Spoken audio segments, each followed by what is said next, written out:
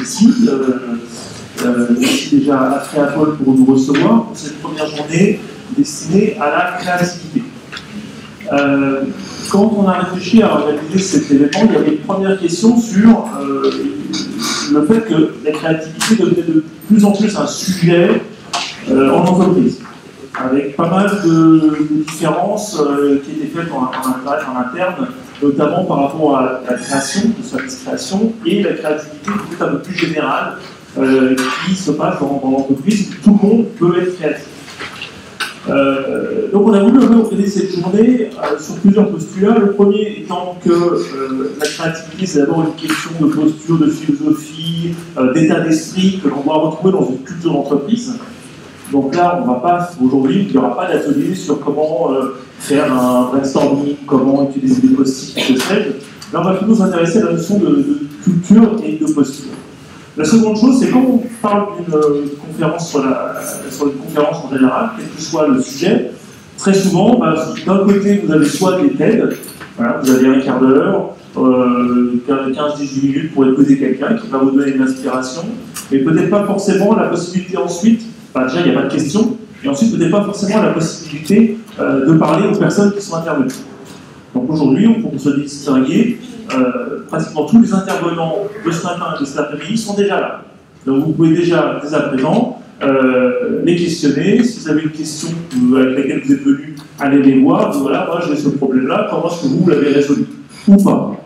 La seconde chose, c'est que les conférences, très souvent, surtout pour 5 heures de journée, parfois on se dit, ouais, on a passé une bonne journée, c'était assez sympa, mais finalement, concrètement, je fais quoi derrière?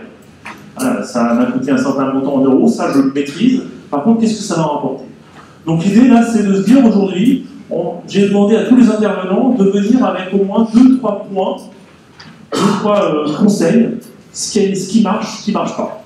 Alors effectivement, c'est ce qui a marché, ce qui n'a pas marché pour eux, mais je suis persuadé que comme on parle de choses qui sont liées à la créativité, qui nous concernent tous, vous allez pouvoir retirer quelques enseignements et quelques pistes d'action. Et la troisième chose, c'était que quand on parle de créativité, comme lorsqu'on parle d'innovation, très souvent, c'est hyper sectorisé. Vous avez la semaine de la créativité pour le marketing, vous avez les conférences sur la créativité pour le commercial, sur l'innovation pour le commercial, l'innovation pour le management, etc., etc. Et donc vous avez des salles pleines de DRH, des salles pleines de commerciaux, des salles pleines de marketeurs, mais finalement ces gens-là ne se parlent pas. Et on s'était dit, tiens, et si, pourquoi pas, on permettait à des dirigeants de rencontrer des DRH d'un autre secteur, qui eux-mêmes rencontreraient des gens du marketing, etc. Donc c'est essayer de créer un melting pot autour du sujet qui est l'innovation et la créativité. Et pour aller plus loin, l'idée, pourquoi organiser ça à Créapol, pour aller plus loin, pourquoi s'arrêter uniquement au monde professionnel? Parce qu'on parle beaucoup en conférence de génération Y, génération Y ceci, génération Y cela, mais finalement, est-ce qu'on les écoute vraiment? Donc là, aujourd'hui, vous allez participer à des ateliers qui seront à moitié professionnels, à moitié étudiants, et c'est pas de créer deux plans, mais chaque exercice qui seront faits dans chaque atelier va vous permettre de mélanger, et chacun pourra apporter son idée sur la base d'une des règles, la première règle sur de ce qui est la créativité, qui est chacun a une voix. C'est pas les plus anciens qui ont plus de voix que les plus jeunes, c'est pas ceux qui sont là depuis plus longtemps qui ont le plus raison, c'est tout le monde a une voix et tout le monde a raison, c'est seulement les idées qui doivent se battre entre elles, entre guillemets. La journée va être organisée en 2 moments. Il y aura un après-midi et un matin. On va commencer par le matin, je crois que c'est plus simple. La matinée, donc chaque début de journée, sera organisé en fonction de ce que j'appelle les solutions pandémiques, donc que j'ai symbolisé par les fioles, parce qu'en France, on aime bien les potions magiques. Ce matin, on va s'intéresser aux 2 premières fioles qui sont l'inspiration. Donc l'inspiration, dedans, je vais mettre des expériences vécues, je vais mettre des personnes qui vont raconter des histoires, je vais mettre une notion de tendance également. Tout ce qui peut nous aider à inspirer et à trouver des idées.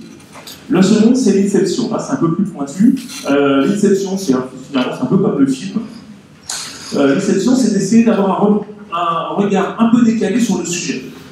Donc tout à l'heure, on va avoir un metteur en scène qui va nous parler de la créativité, notamment comment est-ce qu'un acteur peut rester créatif alors que, un, il est enfermé dans un rôle, et deux, il passe son temps à répéter. Donc forcément, au bout d'un moment, il y a toujours du par cœur qui rentre. Comment est-ce que pourtant rester créatif? Ensuite, on aura un intervenant, un chercheur de Paris Descartes qui va venir nous parler du risque de rester bloqué. Notamment quand on a une idée, souvent, la première idée qui vient, on la trouve bonne, et ça nous empêche d'aller plus loin, et de creuser encore plus loin. Et on aura également un autre intervenant qui sera pour la catégorie moins de 30 ans, qui est Mathieu, qui lui a créé des entreprises depuis 4 ans, depuis qu'il est sorti de l'école, et qui aujourd'hui s'intéresse beaucoup au monde des startups, et viendra nous apporter un petit regard sur l'aide des startups.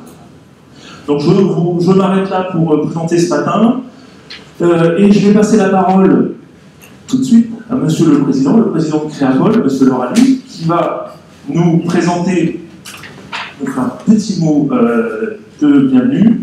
Ouais, pas plus d'une heure et demie, c'est ça? Très bien. Bon, Monsieur le Président, merci encore pour votre accueil. Et,